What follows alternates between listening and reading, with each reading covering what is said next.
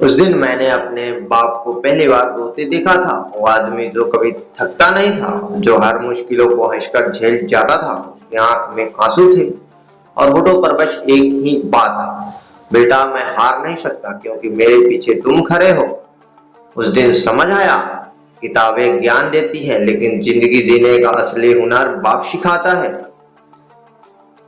मेरा नाम अमन है। एक छोटे से गांव में जन्म हुआ जहां सपने भी गरीबी देखकर छोटे हो जाते थे। घर मिट्टी का था, छत के से बारिश टपकती थी और रसोई में कभी कभी चूल्हा भी नहीं जलता था।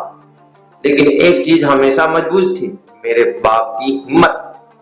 मेरे बाप राम स्वरूप ना ज्यादा पढ़े लिखे थे, ना कोई बड़ी नौकरी थी, बस एक मजदूर जो सुबह सूरज से पहले उठते और रात को थक कर गिर जाता।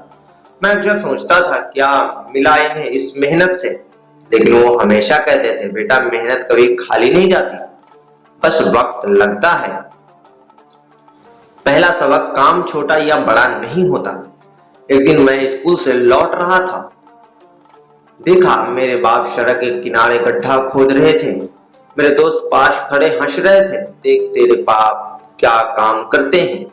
मुझे शर्म आई, मैं घर आकर चुप हो गया।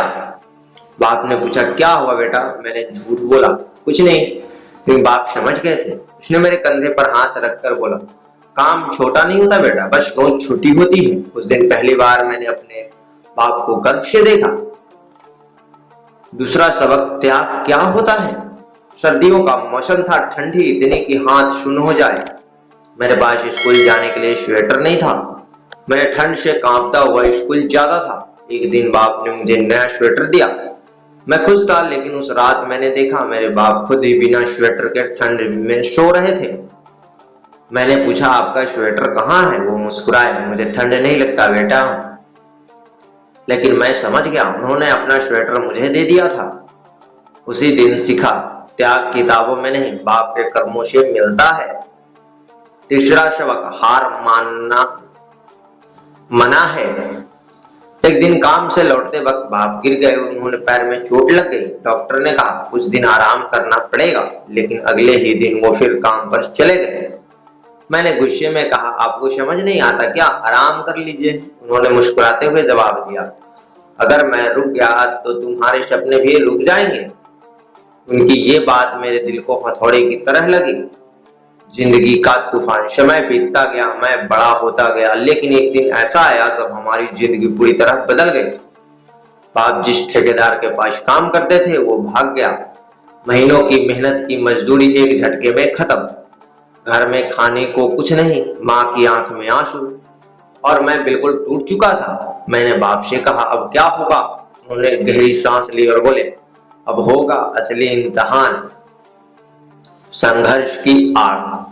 बाप ने हार नहीं मानी। उन्होंने एक छोटा सा ठेला लगाया, सुबह मजदूरी, शाम को ठेला, दिन रात मेहनत और चेहरे पर वही मुस्कान। मैंने भी पढ़ाई के साथ काम करना शुरू कर दिया।